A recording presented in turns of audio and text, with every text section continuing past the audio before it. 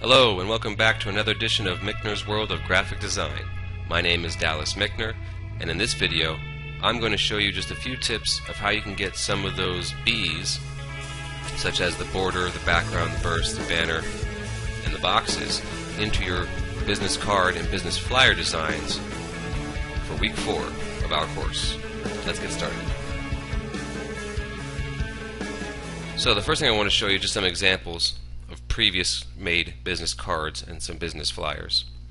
In this one you can see that this person has created a nice simple design and their background consists of a nice solid color.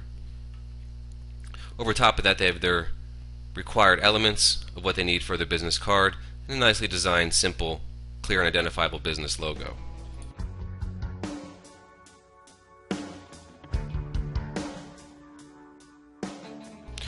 In this example you can see how this person has created their business card with a ghosted or transparent image in the background, creating their content over top of that and also their business logo.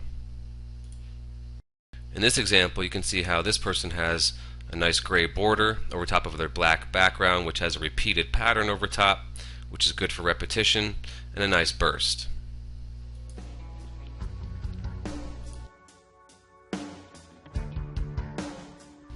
In this business flyer you can see how this person has created a nice simple border out of solid color, white background, a nice repeated design that works with showing the attributes of the company. There's a nice burst back there and a nice box for their information. And a simple final example is this flyer here, which incorporates a custom border by just cornering the design with part of the logo. Then they also have a nice banner that goes across the top for the name of the corporation.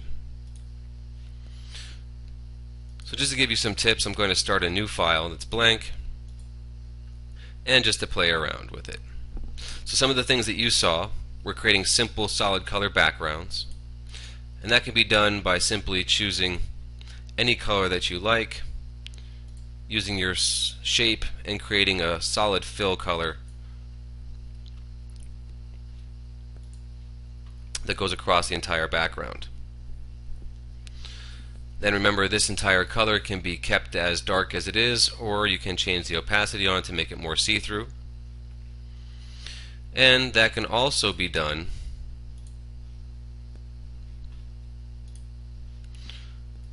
with placing images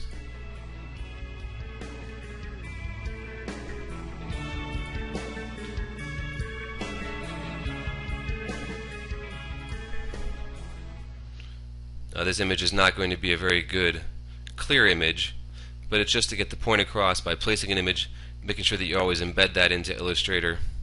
Then with that image still selected, change the opacity on it, and then therefore you should be able to type right over top and see your message. Other options that we saw were creating boxes. That again can be done with a simple solid color.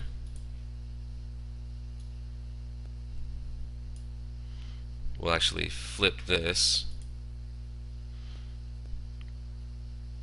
changing the size of the stroke around that shape so we can notice that. Then with that shape still selected,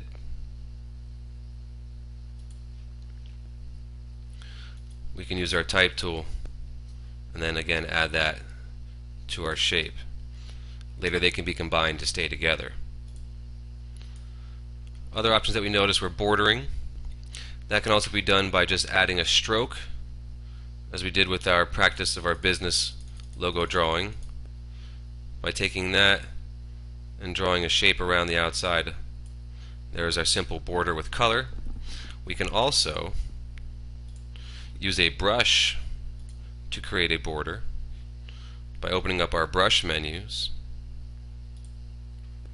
Here's our entire area and menu of borders. I could choose geometric. I could simply try to paint a border, but as you can see, if I don't have a steady hand, my border is not going to be that straight. So my best bet is again to use